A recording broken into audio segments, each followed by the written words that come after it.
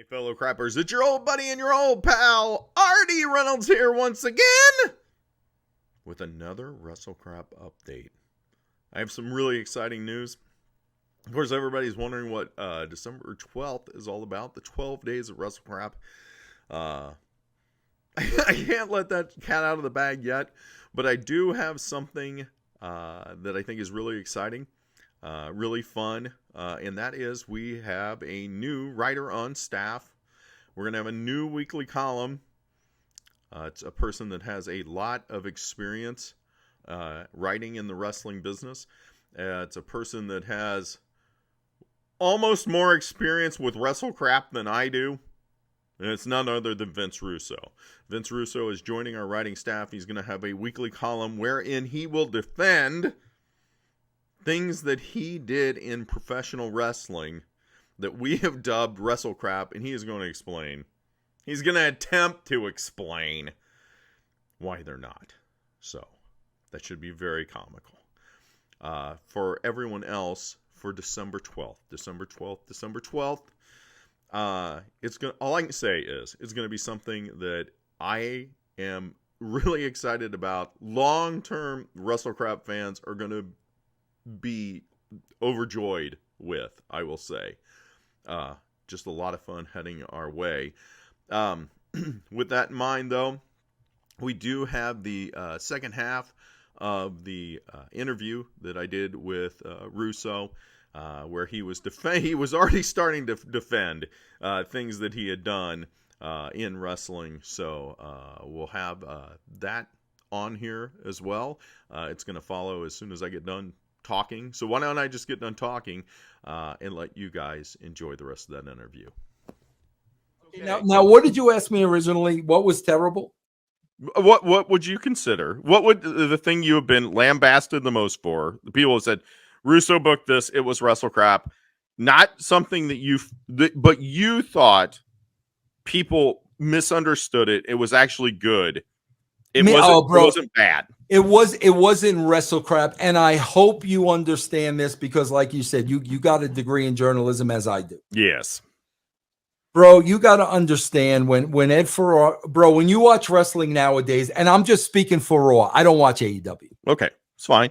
When I'm watching wrestling today, I am constantly seeing the same angles repeated over and over and over and over again. So what was the one that you did that you think people thought was terrible, but I'm going to tell you, and I'm going to tell you why.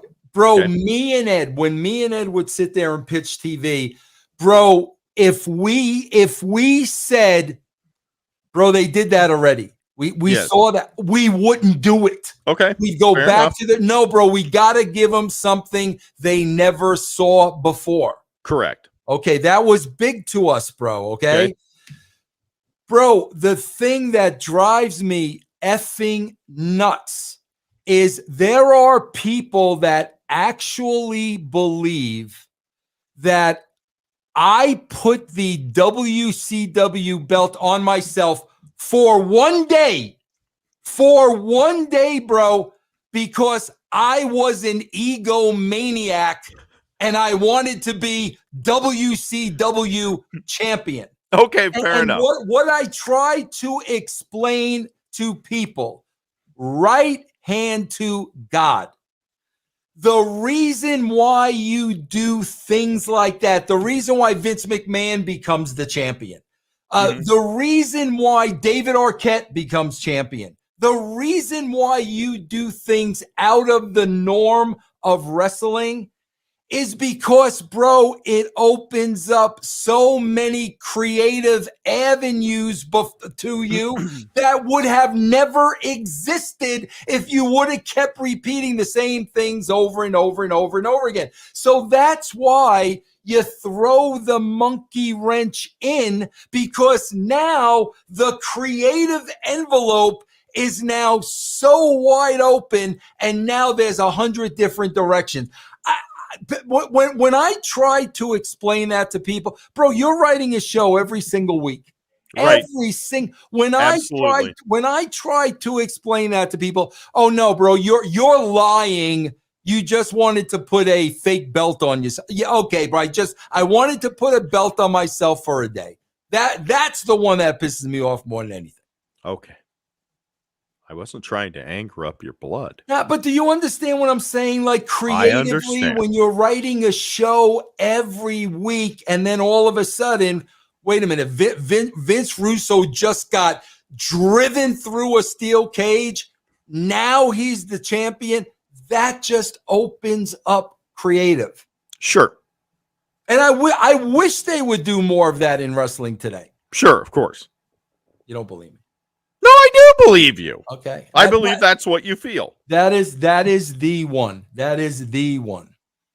Well, there you go. Well, I'll tell you what was the worst thing I ever did, and it was my fault. You want to know that? Okay. And this should be in WrestleCrap. Sure.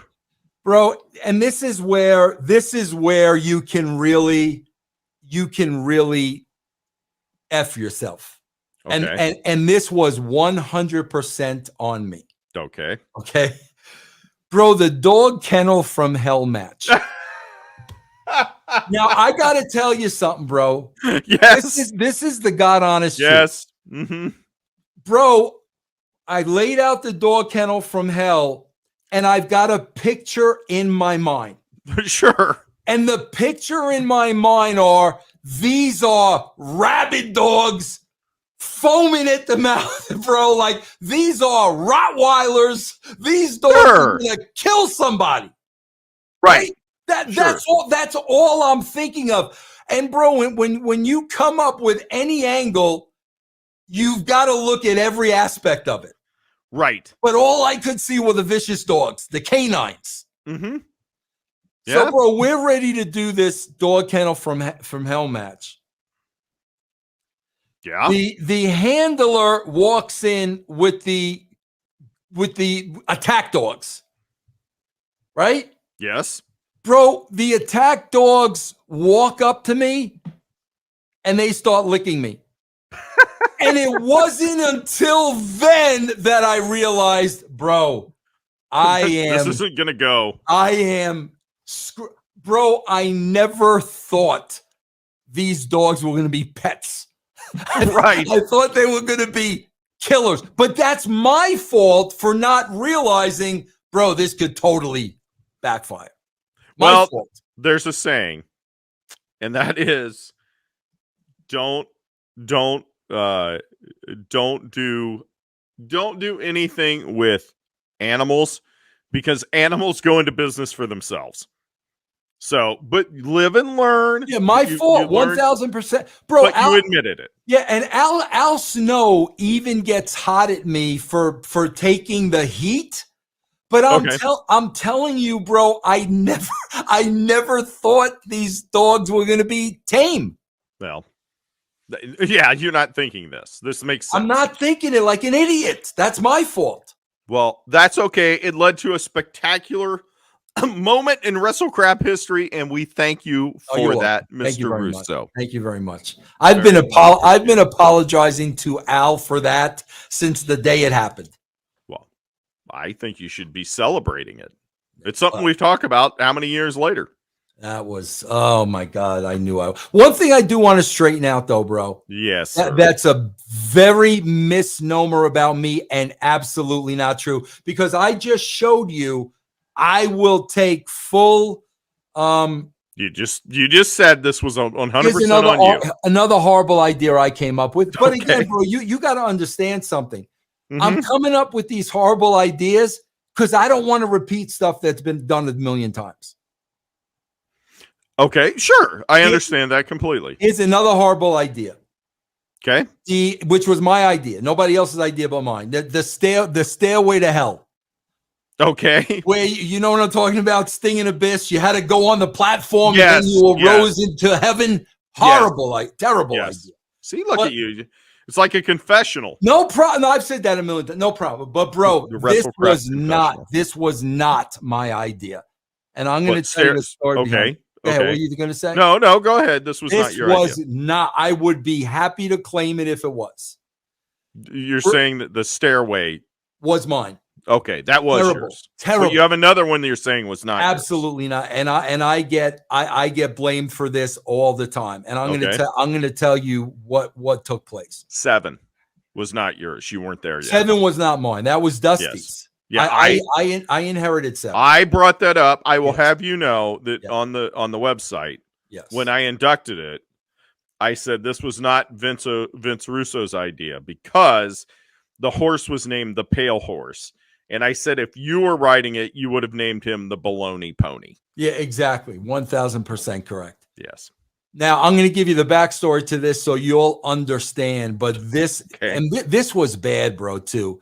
Okay. Bro, I left TNA because I became a Christian. Yes. When I became a Christian, bro, you know, the old Paul with the scales from the eyes. Yes. I saw wrestling differently. I wanted out. I left TNA. Kids. I left. Mm-hmm. I was done. Jeff Jarrett's wife comes down with cancer. Yes. Okay. Jeff's got 3 young girls. Sure. I'm like, bro, my friend needs my help. Okay. I've got to go help Jeff. His wife is dying. Okay. Sure. So I go back to TNA. Mm-hmm.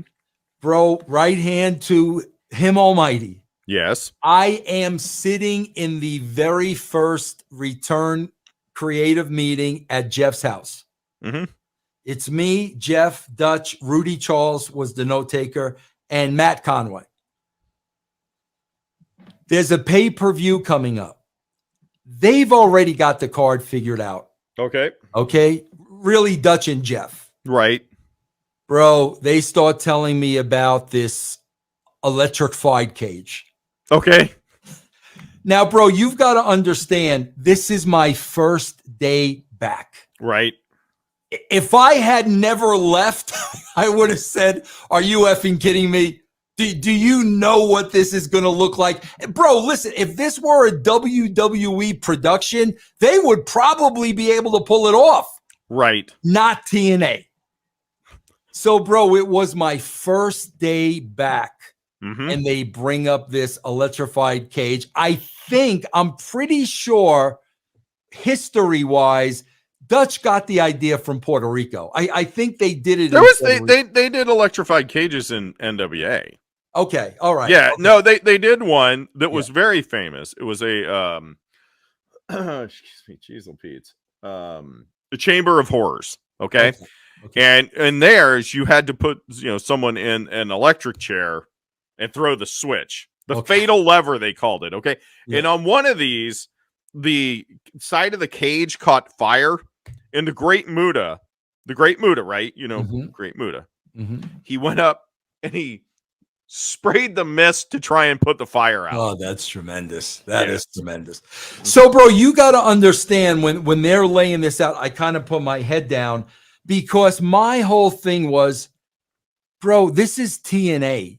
Do you have any idea what but I could not, I didn't want to say anything on my first day. Sure.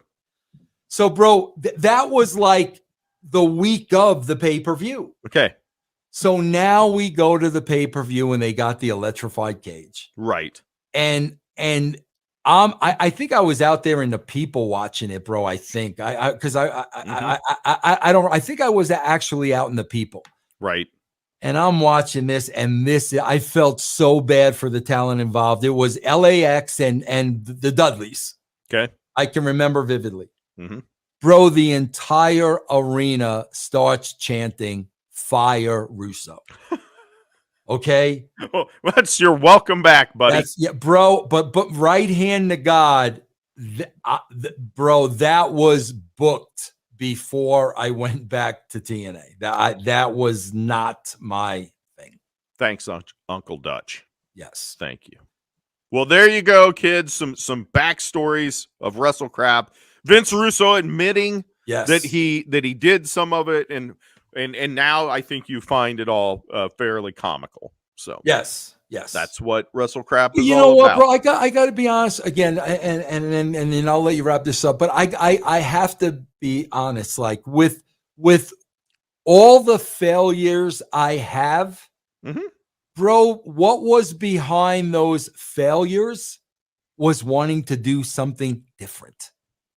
That's what was behind. Not repeating the same wrestling stuff, to try something different. So that's why I don't beat myself up for that, because I would rather try something different and have it fail than just keep repeating the same thing over and over and over and over.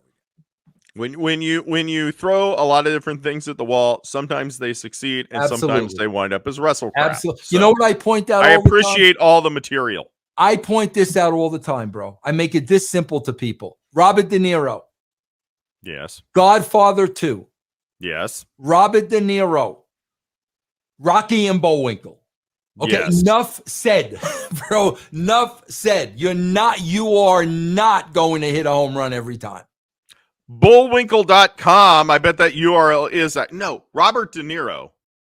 Bullwinkle.com. I bet that URL is not taken. Maybe I should do that next. Maybe you should, bro. Yeah.